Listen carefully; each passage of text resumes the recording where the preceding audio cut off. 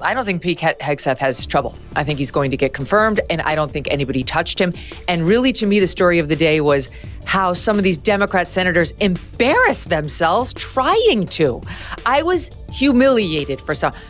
Why do the women always have to be so shitty? Why do the women have to be like these hysterical fools?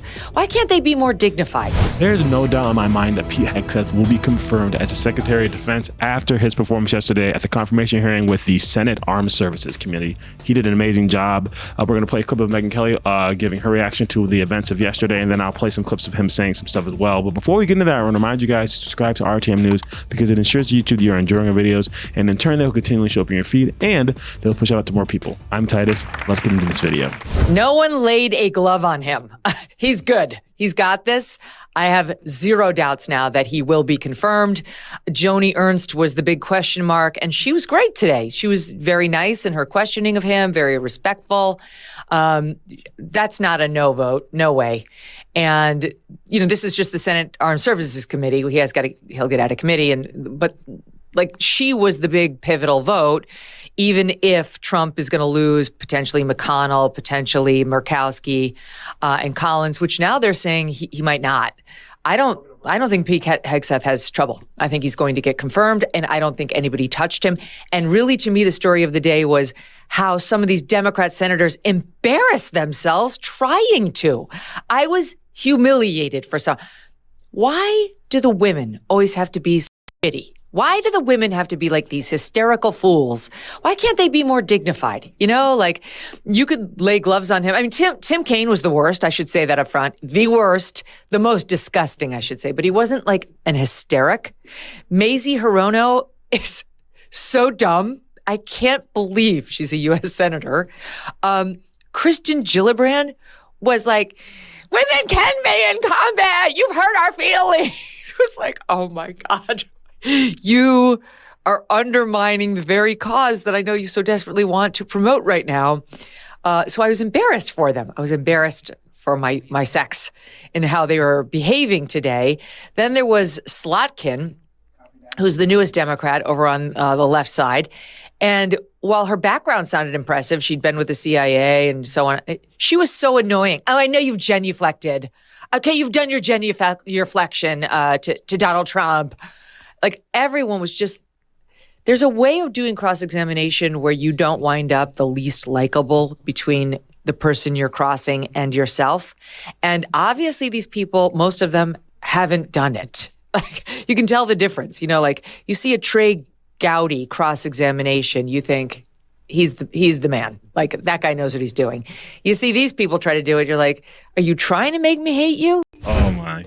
Yeah, they were doing their best to make them look bad. Obviously, they're pulling every single thing out of their box, everything out of their little toolbox of how to attack conservative, how to destroy Trump and his mission. They're pulling everything that you could think of. And Pete Hegseth literally stood on business the entire time, and he was poised. He was very calm. It was actually really, I enjoyed that because, you know, some people under pressure, even Trump possibly under that kind of scrutiny for a long period of time, might lash out. But it was cool to see him just stay calm, cool, collected. I'm going to play his opening statement, and then I'm going to show you some funny clips. Elizabeth Warren says the wildest thing, but before we get to that, let's check out Pete's opening statement. The Department of Defense under Donald Trump will achieve peace through strength. And in pursuing these America First national security goals, will remain patriotically apolitical and stridently constitutional. Unlike the current administration, politics should play no part in military matters. We are not Republicans. We are not Democrats. We are American warriors. Our standards will be high and they will be equal, not equitable.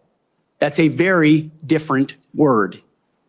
We need to make sure every warrior is fully qualified on their assigned weapons system, every pilot's fully qualified and current on the aircraft they are flying.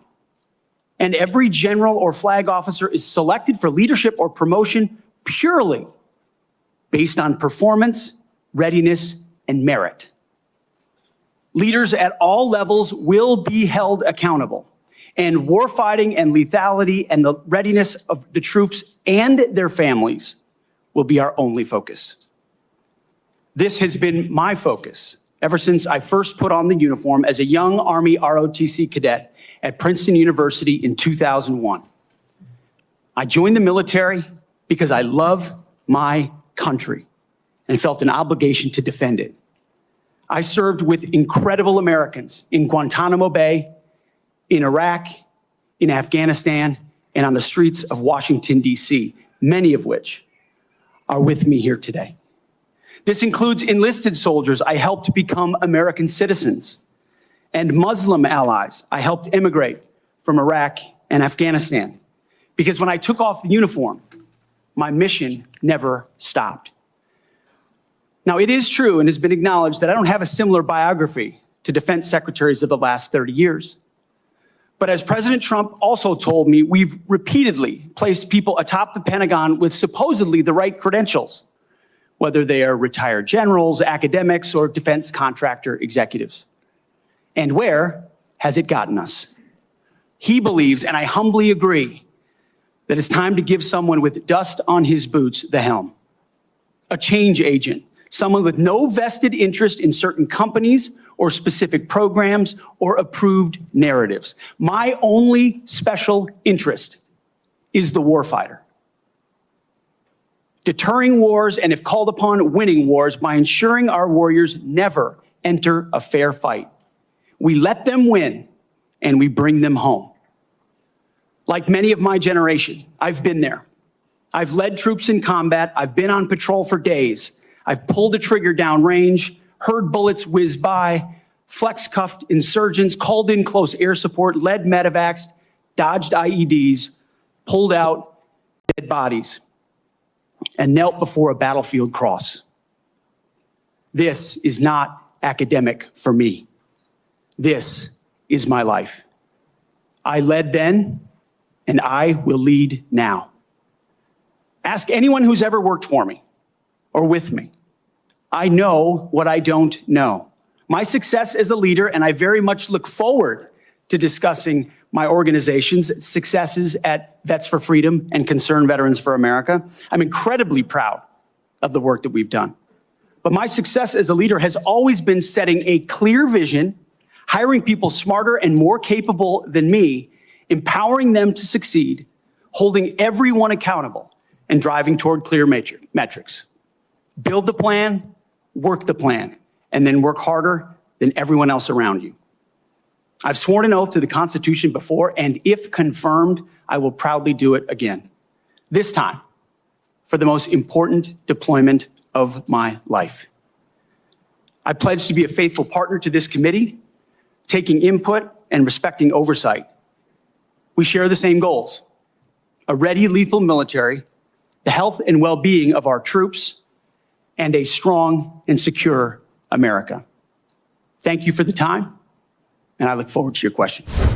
And then after all of that, speaking of unity, talking about a change, a positive change, and they just went balls to the walls attacking him. But I like how he pointed out how, like, you know, I may not have all the credentials of people of the past, Secretary of Defense of the past, but like, look where we're at. We're not liking where we're at, and we need a change. And so take a risk on a guy who the person that people voted for has appointed to take this position. And I have a history with the military, obviously. He has a history of leadership and success. So I'm excited to see what he's going to do here. But for entertainment purposes, let's check out Elizabeth Warren and what she had to say to Pete Hegseth. And it's probably one of the most embarrassing displays I've ever seen publicly from someone in the Senate. You're quite sure that every general who serves should not go directly into the defense industry for 10 years. You're not willing to make that same pledge? I'm not a general, Senator. You'll be the one, let us just be clear, in charge of the generals. The fact that everybody was laughing at her too, they couldn't even hide it. That's so embarrassing. That is so embarrassing. So, with a straight face too. She was ready for it. She's like, I'm about to cook him right here. This is the spot. This is when. And ended up looking like a fool.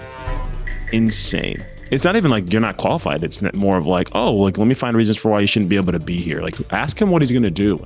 Give your actual valid critiques on why you don't think he's appropriate for this position. You just tried to make it about something without doing your research and looking into whether or not he was a general.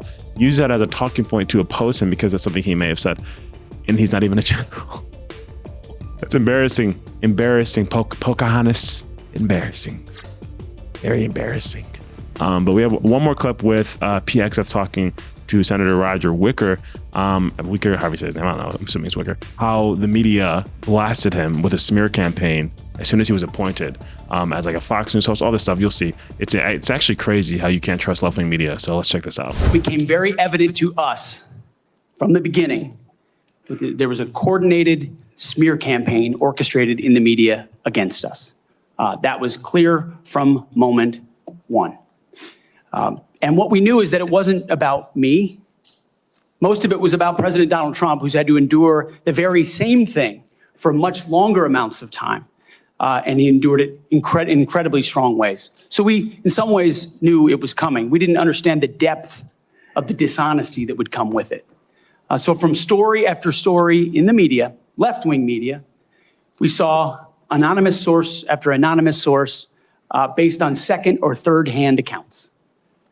And time again, stories would come out and people would reach out to me and say, you know, I've spoken to this reporter about who you really are, and I was willing to go on the record. But they didn't print my quote. They didn't print any of my quotes. Or I've worked with you for 10 years, or I was your accountant, or I was your chief operating officer, or I was your board member, or I was with you on 100 different tour stops for Concerned Veterans for America. No one called me. No one asked about your conduct on the record or off the record. Instead, a small handful of anonymous sources were allowed to drive a smear campaign, an agenda about me, because our left-wing media in America today, sadly, doesn't care about the truth. That's actually insane. That shouldn't be allowed. If you're going to have the balls to talk that negatively about someone without any evidence, and maybe there's more nuance to this that I just haven't thought of, you should not be able to be anonymous on that. Because it's interesting how everyone that's actually in his life that was a part of his life was like, that's interesting that I wasn't reached out to and asked to speak on your behalf. And if I was, none of the quotes I used to praise you were utilized. It was all about the negative things. You can't trust the media, man. We are the media now. People don't trust you guys anymore. And rightfully so. I'm so grateful that the pendulum has shifted and alternative media has become the mainstream for the American public. If you enjoyed this video, make sure to comment down your thoughts below. I want to know what you guys are thinking. Hope that Pete Hegseth gets confirmed. We really need this. I'll see you on the next video. Peace.